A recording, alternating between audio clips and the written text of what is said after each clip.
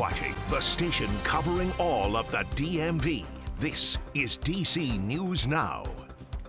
Well, good afternoon, and thank you for joining us for the news at noon. I'm Mark Hall. It is cloudy and it is cold. Meteorologist Damon Matson joins us now with the latest check on the forecast. Damon, we saw some light flurries out there.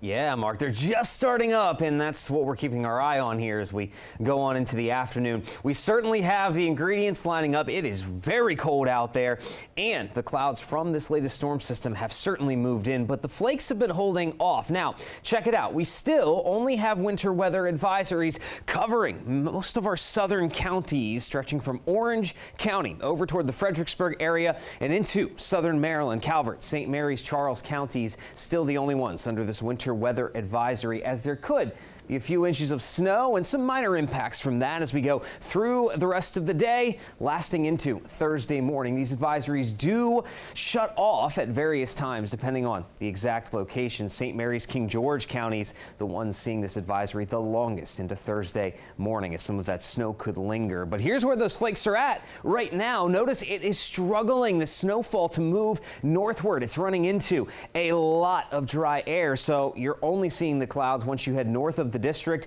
A few flurries entering inside the Beltway, but any sort of steadier snowfall has stayed down towards St. Mary's, Stafford, and over toward Culpeper counties. And even then, these snow showers are light and they're scattered, and that's what we'll continue to see through the rest of the afternoon and evening.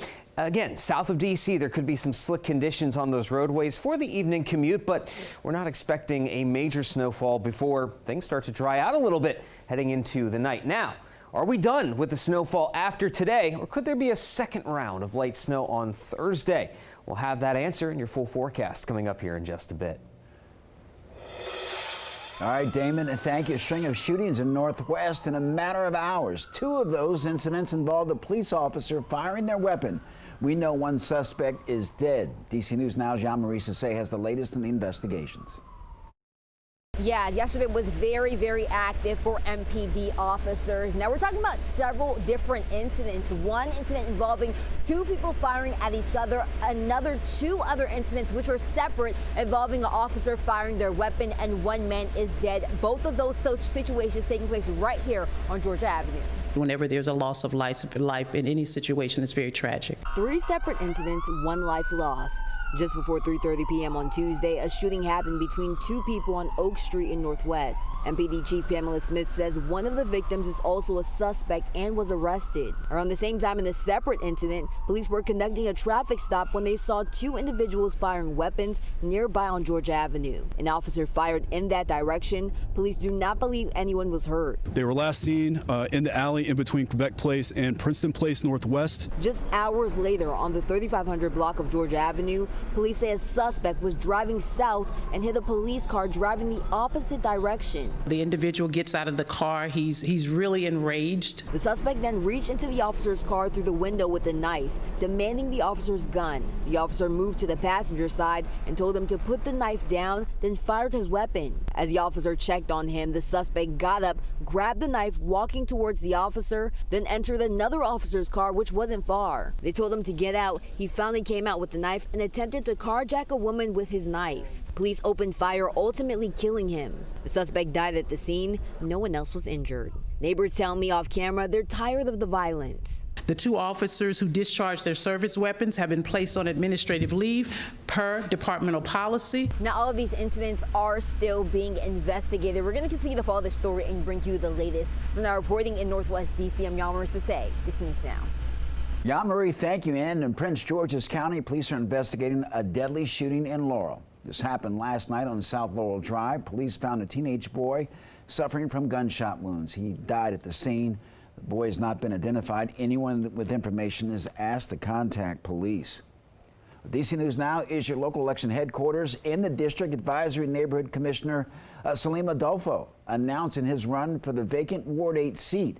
This comes as the District Board of Elections opened nominations for the Ward 8 special election yesterday. In a social media post, Adolfo says that he's dedicated to fighting for real change in his community, and he hopes to make sure that Ward 8 gets the leadership it deserves. Voting for the special election will start in July. The Trump administration has fired about 1,000 newly hired National Park Service workers. Democratic senators and House members say the employees maintained and cleaned parks and educated visitors. We're also learning of layoffs at Virginia's Shenandoah National Park. Some fee collectors and trail maintenance workers lost their jobs, which could impact the future visits. A spokesperson for the Interior Department declined to comment. In the grocery aisle, businesses being hit hard as the price of eggs reaches an all-time high. The cost of eggs nationwide has now hit a record high of $4.95 a dozen.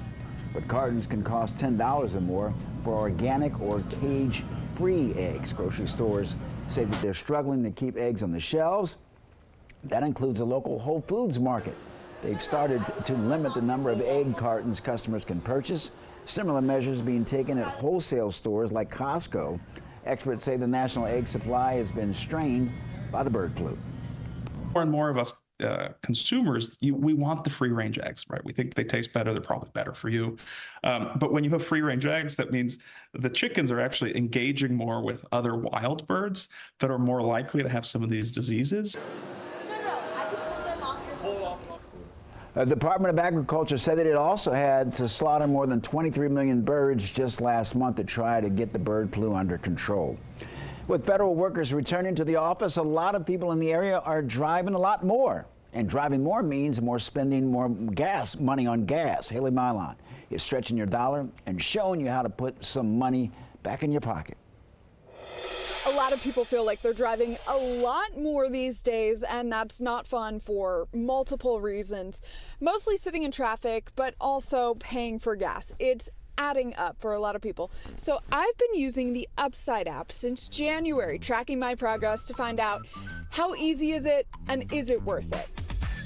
DMV drivers are filling up often. Depends on what I'm driving, but usually like 2 or 3 days or maybe a little longer. And spending a lot every month. About 200 or more. It's kind of painful. Our region is feeling the pain. AAA says we're among the top 10 most expensive gas markets in the country. Nobody likes paying for gas, huh? If energy prices are higher, then everything is more expensive to make and transport. Dave Holt of the Consumer Energy Alliance says that pricey gas is an underpinning of inflation. Prices are ticking up a bit, which is a seasonal norm. So let's squeeze a little more value out of that gas pump for you. The Upside app shows you deals nearby, commodities like food and gas. Retailers use the app to lure in customers and manage their supply, so in theory, it's win-win. Here's what you'll see. This nearby deal at a Sunoco station, for example. Regular grade gas there is $3.20 a gallon, but you claim this offer and you get 20 cents off a gallon. Just confirm on the app what card you paid with, and within a few days, your cash back is available to transfer to your bank or to a gift card. I started using the app at the beginning of January when gassing up my mid-sized SUV. I fill it about every 5 days. Full disclosure, I filled up once and forgot to find an offer, and then another time I incorrectly claimed an offer, so I could have saved more than what you're seeing here. But I earned $11.73 back on the 7 offers that I did claim, and I spent $316.35 total. So I'm getting about 3.6% cash back. So if I'm diligent about claiming deals before I fill up, I could cash out between $130 to $200 a year from the app. Not bad. Reporting for DC News Now, I'm Haley Milon. All right, Haley, thank you. Well, some who live at one Montgomery County apartment community will soon have their gas restored, and officials say that the complex has been without gas for weeks. And people living at Colesville Towers apartments tell DC News Now that there's recently been a history of issues with hot water and no heat. Well, the last 3 weeks, some have also had no working gas. They say it was shut off on January 29th due to a gas leak, making some unable to cook on their gas stoves or dry their clothes. I am horrified by the living conditions. And I haven't done laundry. I'm washing in the tub and like hanging things. Well, the building passed gas line inspection after repairs started earlier this month. We're told that gas is being reconnected floor by floor, but it could take a while to fully restore service. And happening today, the grand opening of DC's first Go-Go Museum. The museum includes a graffiti tag wall, a recording stage, and an AI hologram. that lets you talk to go-go artist Big G.